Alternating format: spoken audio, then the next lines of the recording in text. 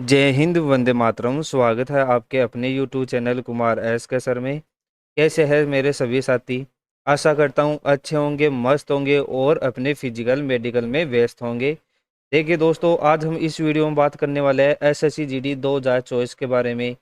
यानी कि अगर आपका भी फिजिकल और मेडिकल है तो यह वीडियो आपके लिए बहुत ही इम्पोर्टेंट रहने वाला है, क्योंकि इस वीडियो में हम बात करने वाले हैं नॉर्मल से और ख़तरनाक मेडिकल अनफिट पॉइंट के बारे में, जिसकी वजह से 2023 की भर्ती में एसएससी जीडी कैंडिडेट काफ़ी नॉर्मल से पॉइंट में मेडिकल में अनफिट हुए थे। वो गलती आप लोगों को नहीं करना है।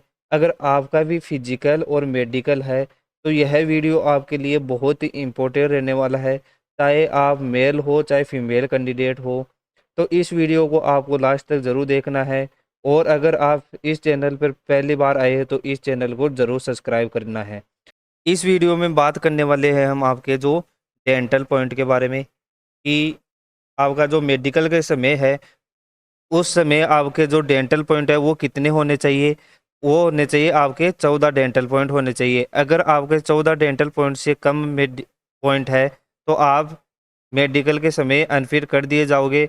चाहे आपका कितना ही अच्छा स्कोर हो या फिर आपने बहुत ही अच्छा फिजिकल किया है, उसका कोई भी प्रभाव नहीं पड़ेगा। आपका अगर डेंटल पॉइंट 14 से कम है तो आप डायरेक्ट अनफिट कर दिए जाओगे। चाहे आप आर्मी, नेवी, एयरफोर्स किसी भी प्रवर्ती से संबंधित आप अगर आप भर्ती देख रहे हो तो आपका डेंटल पॉइंट 14 होना चाहिए।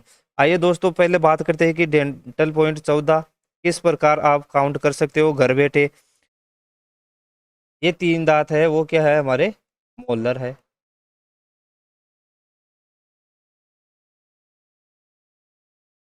और 2 दांत की बात करें तो वो क्या है? हमारे प्री मोलर है। और एक दांत की बात करें तो ये क्या है? कैनाइन है।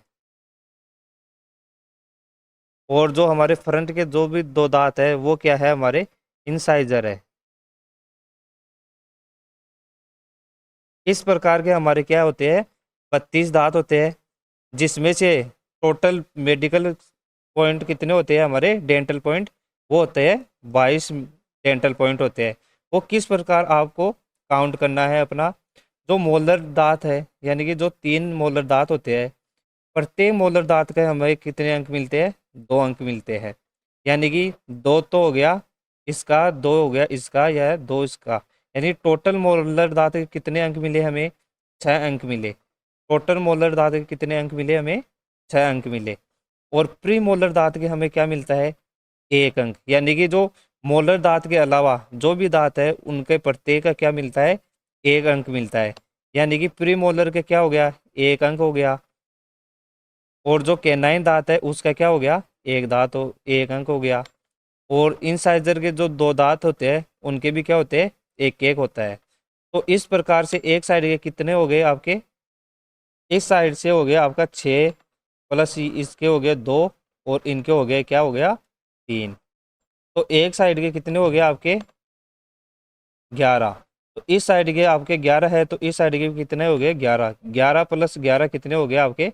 22 डेंटल पॉइंट हो गए। इस प्रकार से आप अपने डेंटल पॉइंट काउंट कर सकते हो। अब बात करते हैं कि जो आपके कैंडिडेट है वो सबसे ज़्यादा गलती किस में करते हैं। तो मैं बता दूं कि अगर आपका मान लो कि ये एक मोलर नहीं है, ये आपका मोलर एक मिसिंग है यहाँ पर, तो कैंडिडेट क्या करते हैं कि यहाँ इसमें क्या करते हैं कि ब्रिज लगवा लेते हैं। जिसकी वजह से ब्रिज लगाने से क्या होता है कि इन तीनों दांतों में क्या होता है? ब्रिज लगता है, जिसकी वजह से ये तीनों दांतों मेडिकल के समय क्या होता है कि आर्टिफिशियल मान लिया जाता है। और तीनों के अंग क्या होता है? काट लिया जाता है। जिसकी वजह से डेंटल पॉइंट कम हो जाते हैं कैंडिडेट के और मेडिकल में अनफिट हो जाता है। तो अगर आपके एक दांत, यानी कि अगर आपके कोई सा भी दांत है वो अगर आपके मिसिंग है तो उसमें क्या करना है कि आपके इम्प्लांट करवाना है। यानी कि जो